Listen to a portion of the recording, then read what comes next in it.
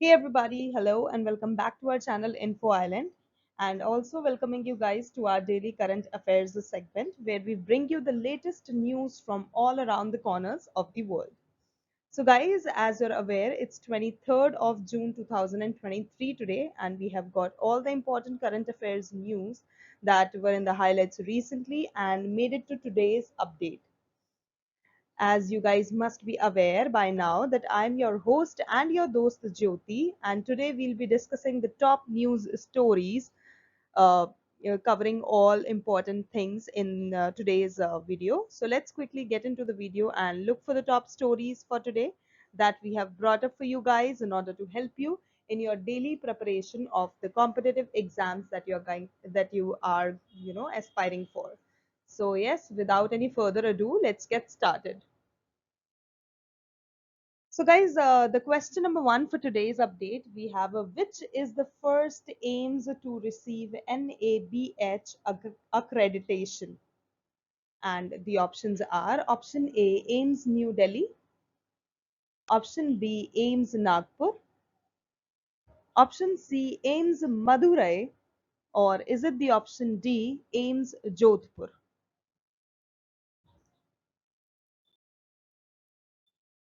So the correct answer is option B, that is AIIMS Nagpur. AIIMS Nagpur received the NABH, that is National Accreditation Board for Hospitals and Healthcare Providers, accreditation recently. It is the very first of all AIIMS to achieve this feat. The NABH accreditation is recognized globally as a standard for healthcare excellence.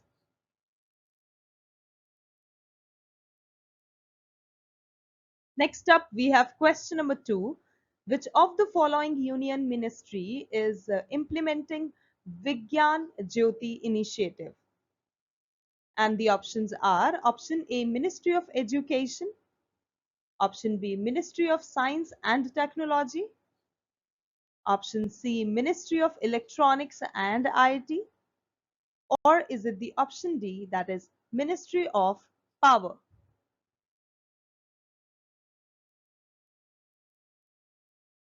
So the correct answer is option B, that is Ministry of Science and Technology.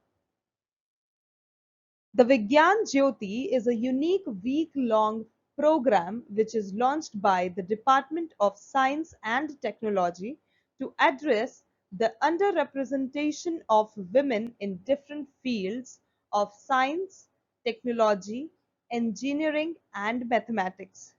That stands for STEM. So STEM is the short form of science, technology, engineering, and mathematics. It witnessed the participation of 160 girls from the rural parts of various states like Maharashtra, Bihar, and Odisha.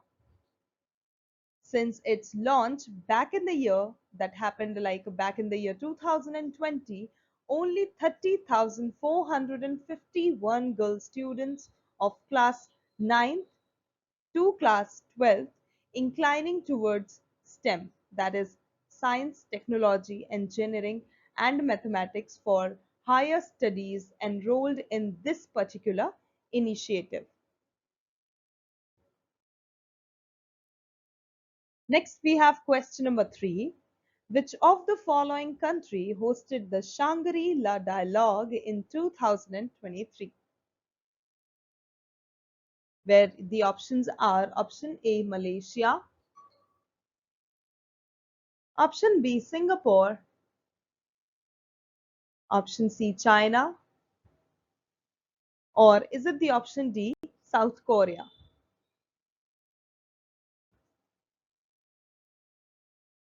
So the correct answer is option B, that is Singapore. Shangri-La Dialogue was held in Singapore recently.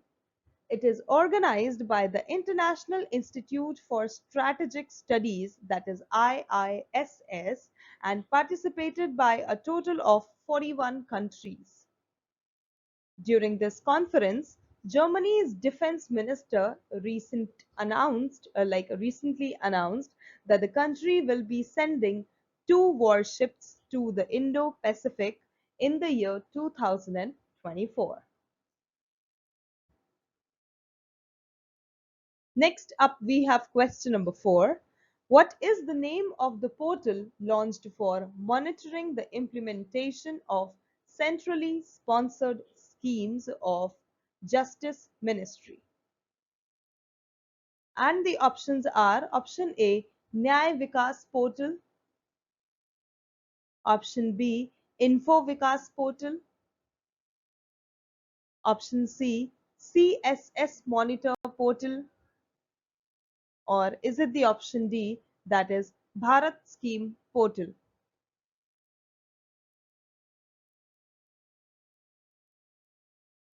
So the correct answer is option A, that is Nyay Vikas Portal. Nyay Vikas Portal was launched recently for monitoring the implementation of centrally sponsored schemes. It provides information regarding the funding, documentation, project monitoring, and approval of these schemes. The Department of Justice has been implementing the centrally sponsored schemes, that is CSS, for the development of infrastructure facilities for districts and subordinate judiciary ever since it happened back in the year 1993 to 94. So since then it is happening it has been implemented this way only. Next, we have question number 5. Which of the following country is set to deploy a satellite constellation called Silent Barker? And the options are option A, Russia, option B, Ukraine,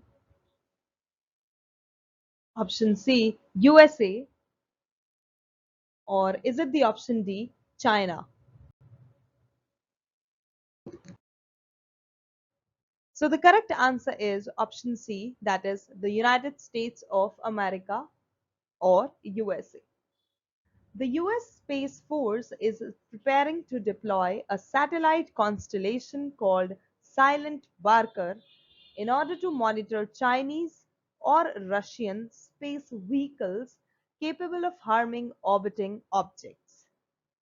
This network of satellites placed in geosynchronous orbit, which is approximately 22,000 miles above Earth, will work in conjunction with ground-based sensors and low Earth orbit satellites, marking the first system of its kind. So it is the very first system, something like this, that has come up in a very long time. Next, we have question number 6. HUDA City Centre-Cyber City metro project is to be constructed in which of the following city? And the options are option A, New Delhi, option B, Gurugram, option C, Hyderabad, or is it the option D, Bengaluru? So the correct answer is option B, that is Gurugram. The Union Cabinet has approved the elevated Gurugram Metro project to connect Cyber City with Huda City Centre with spur to Dwarka Expressway, covering a total of 28.5 kilometers. The metro project was approved recently by the Union Cabinet, and the estimated expenditure for this particular project is rupees 5,452 crores. Next, we have question number 7. Which of the following state or the union territory implements the Gruha Jyoti scheme? And the options are option A, Karnataka, option B, Kerala, Option C, Andhra Pradesh. Or is it the option D, Odisha?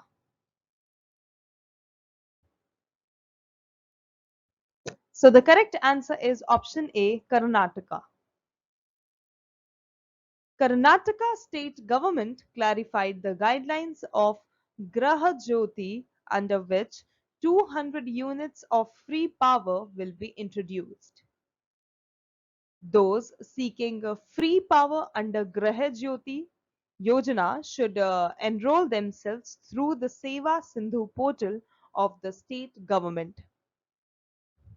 The state has 2.16 crore consumers who use less than 200 units of powers. Next up, we have question number 8. Which of the following country is the host of the Subsidiary Bodies 58, commonly known as SB58 conference? And the options are option A, Germany, option B, Australia, option C, India, or is it the option D, China? So the correct answer is option A, Germany. The Subsidiary Bodies 58, that is SB58 conference, which took place in Bonn, Germany, hit a deadlock during its second plenary meeting regarding the adoption of the agenda, resulting in no formal agenda being approved. This is the 58th session of the UNFCCC Subsidiary Body for Implementation, that is SBI, and Subsidiary Body for Scientific and Technological Advice, that is SBSTA in short. Next up, we have question number 9. Which of the following institutions successfully tested the Agni Prime, that is the new gen ballistic missile? And the options are option A, BAL or Bell, it's like BEL, option B, HAL, option C, ISRO, or is it the option D, that is DRDO? So the correct answer is option D, that is DRDO. The new generation ballistic missile named Agni Prime was successfully flight tested by Defense Research and Development Organization, that is DRDO, from Dr. APJ Abdul Kalam Island off the coast of Odisha. During the flight test, all objectives were successfully demonstrated and were seen actively working during the test. So guys, that brings us to the last question of today's current affairs video, that is question number 10.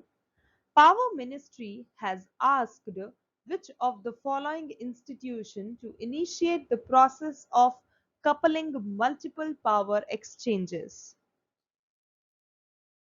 And the options are option A, B, that is BEE, option B, CERC, option C, DRDO, or is it the option D, that is BHEL, that is BHEL? So the correct answer is option B, that is CERC. Union Power Ministry has asked the Central Electricity Regulatory Authority, that is CERC, to initiate the process of coupling multiple power exchanges. The mechanism seeks to ensure uniformity in price discovery of energy at trading platforms. At present, India has 3 power exchanges, and the names are number 1, Indian Electricity Exchange, that is IEX in short. Number 2, Power Exchange of India, that is PXIL. And at last, we have Hindustan Power Exchange, that is a number 3 and is HPX in short.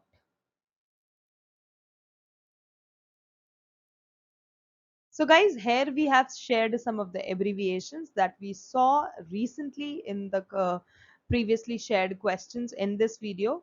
So yes, these abbreviations are of key importance with the perspective of your competitive exams. So please do try to memorize them. And yes, let's begin. Number one, it was AIIMS that we saw in the question number 1 today. So AIIMS stand for All India Institute of Medical Science. So guys, what happens is at times we do know the terminology, we do know the short form, but we do not know the full forms. And yes, because we do not know the full form, it becomes all the more very difficult and confusing at times to relate, to correlate the meaning as well as the expansion. So yes, please try to learn them. At number 2, we have NABH, that is National Accreditation Board for Hospitals. Number 3, we have STEM, that is a science, technology, engineering, and mathematics. Number 4, ISS, which stands for International Institute for Strategic Studies. Number 5, CSS, and the expansion of CSS is Centrally Sponsored Scheme. At number 6, we have UNFCCC, that stands for United Nations Framework Convention on Climate Change. Number 7, we have SBSTA, that stands for Subsidiary Body for Scientific and Technological Advice. Number 8, we have BEL, that stands for Bharat Electronics Limited.